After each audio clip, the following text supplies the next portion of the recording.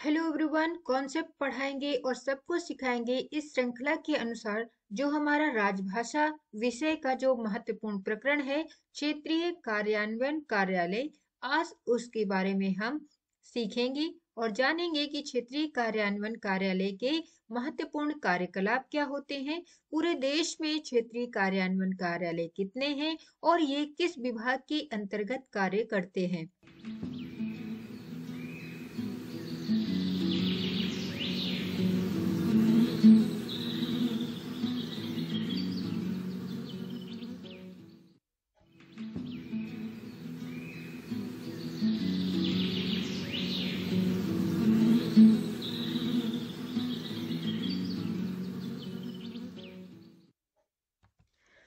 अगर अभी तक आप लोगों ने आई एग्जाम बी के चैनल को सब्सक्राइब नहीं किया तो इसको सब्सक्राइब करें और बेल आइकन भी दबाएं, जिससे आपको सही समय पर सही नोटिफिकेशन मिल सके। क्षेत्रीय कार्यान्वयन कार्यालय केंद्रीय सरकार के कार्यालयों, उपक्रमों, बैंकों, बीमा कंपनियों, निगमों, बोर्डों आदि में संघ की राजभाषा नीति के जो कार्यान्वयन है, जो उसका इम्प्लीमेंटेशन है, जो उसका एग्जीक्यूशन है एवं राजभाषा के रूप में हिंदी के जो प्रचार प्रसार की जिम्मेदारी है। हम सभी जानते हैं कि उसकी जिम्मेदारी राजभाषा विभाग की है, जो कि गृह मंत्रालय के अधीन आता है। और इस जिम्मेदारी को उठाने के लिए, इस प्रयोजन के लिए देश के विभिन्न क्षेत्रों में राजभाषा विभाग ने अपने अधीन 8 क्षेत्रीय कार्यान्वयन कार्यालयों को कार्यरत किया है, उनको स्थापित किया है। और ये जो कार्यालय हैं, जो 8 कार्यालय हैं पूरे देश में, वो है नवी मुंबई में, भोपाल में, नई दिल्ली में, गाजियाबाद में, कोलकाता में, बेंगलुरु में, गुवाहाटी में और कोची। इन सभी 8 जो क्षेत्रीय कार्यान्वयन कार्यालय हैं, उनके अंतर्गत कई कई राज्य के क्षेत्र आते हैं। जैसे नवी मुंबई में जो क्षेत्रीय कार्यान्वयन कार्यालय है, उसके अंतर्गत जो क्षेत्र आते हैं, उसके क्षेत्राधिकार में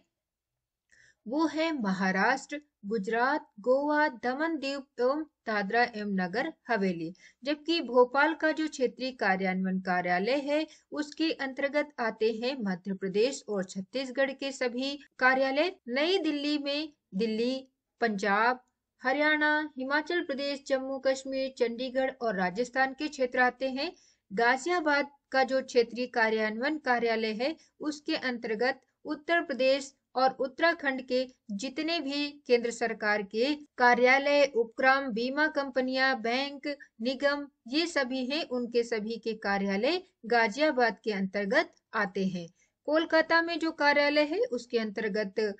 पश्चिम बंगाल, उड़ीसा, बिहार, झारखंड और अंडमान निकोबार आते हैं। बेंगलुरु का जो क्षेत्राधिकार है वो आंध्र प्रदेश और कर्नाटक तक है। गुवाहाटी का क्षेत्राधिकार असम, त्रिपुरा, मिजोरम, नागालैंड, मणिपुर, मेघालय, सिक्किम और अरुणाचल प्रदेश है। यानी नॉर्थ ईस्ट में जितने भी राज्य हैं, वे सभी गुवाहाटी का जो क्षेत्रीय कार्यान्वयन कार्यालय है, उसके अधीन कार्य करते हैं। कोच्चि का जो क्षेत्रीय कार्यान्वयन कार्यालय है, उसके क्षेत्राधिकार में केरल, तमिलनाडु, पुदुचेरी और लक्षद्वीप अर्थात ये 4 राज्य का क्षेत्राधिकार कोच्चि के अंतर्गत आता है। अब अगर बात करें कि क्षेत्रीय कार्यान्वयन कार्यालय, जो कि देश में 8 कार्यालय हैं, जो विभिन्न क्षेत्रों में स्थापित किए गए हैं, उनका कार्यकलाप क्या है। तो क्षेत्रीय कार्यान्वयन कार्यालय का जो कार्य होता है, वो केंद्रीय सरकार के जितने भी कार्यालय होते हैं,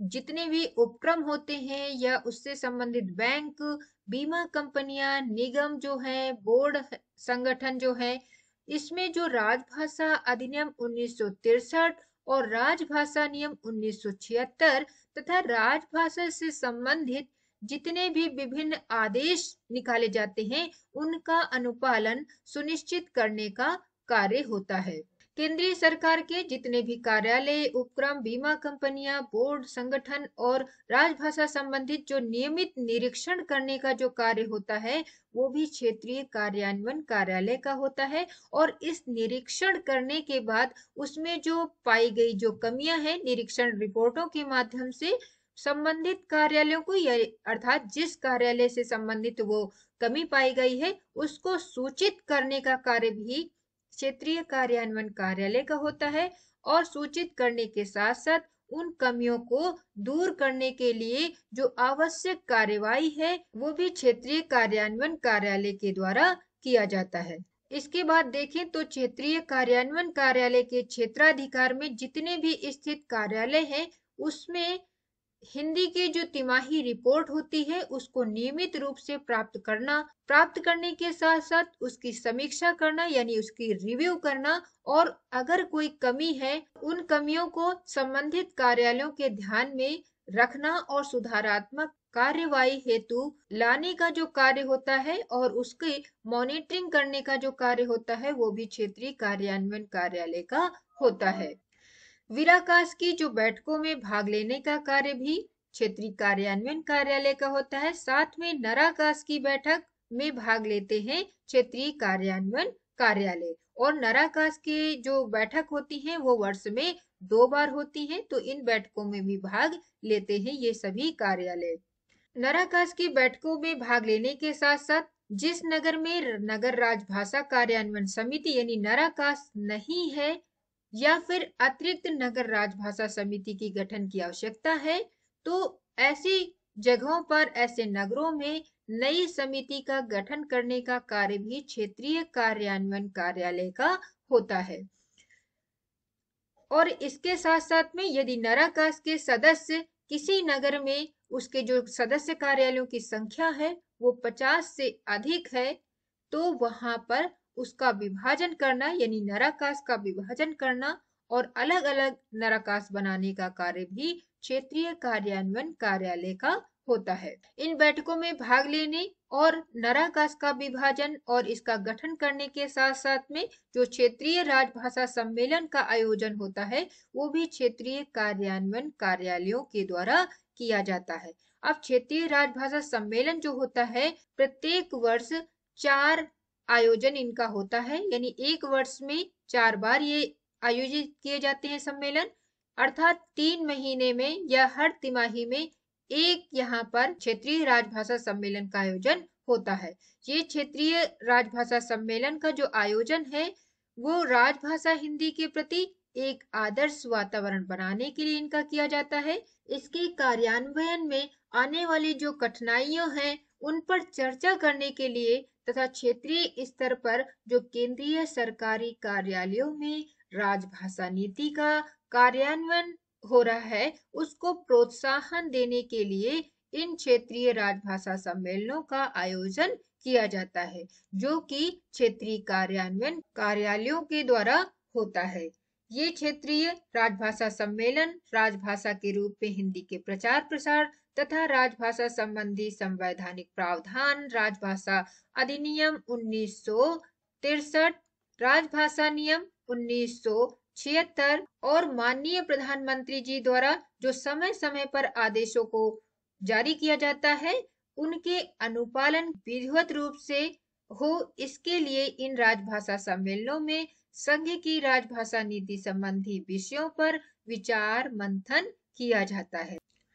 राजभाषा विभाग गृह मंत्रालय द्वारा समय समय पर जो आदेश जारी किए जाते हैं उनकी जानकारी अपने क्षेत्राधिकार में आने वाले जो समस्त कार्यालय हैं उनको प्रदान करने की जिम्मेदारी भी क्षेत्रीय कार्यान्वयन कार्यालयों की होती है। इसके साथ साथ में अपने क्षेत्राधिकार में जो केंद्रीय अनुवाद ब्यूरो है वहां पर या फिर केंद्रीय हिंदी प्रशिक्षण संस्थान है या फिर हिंदी शिक्षण योजना के कार्यालय हैं उनके साथ साथ में समन्वय स्थापित करने का कार्य भी क्षेत्रीय कार्यान्वयन कार्यालयों का होता है क्योंकि समन्वय के द्वारा ही जो राजभाषा के रूप में हिंदी का प्रचार प्रसार करने की जिम्मेदारी है वो सुचारू रूप से हो सकती है। ये केंद्रीय अनुवाद ब्यूरो, केंद्रीय हिंदी प्रशिक्षण संस्थान, हिंदी शिक्षण योजनाएं सभी उसके प्रचार प्रसार में कार्य करती हैं। तो जब तक समन्वय स्थापित नहीं होगा तब तक वो सही ढंग से कार्य नहीं होता, इसलिए इस समन्वय को स्थापित करने का कार्य भी इन कार्यालयों का होता है। तो इस प्रकार से हमने जो क्षेत्रीय कार्यान्वयन कार्यालय होते हैं उनके बारे में हमने पढ़ा और हमने सीखा कि क्षेत्रीय कार्यान्वयन कार्यालयों की जिम्मेदारी क्या क्या होती है। अगर IExamB के द्वारा अधिक जानकारी चाहते हैं तो आप इस नंबर पर भी कांटेक्ट कर सकते हैं।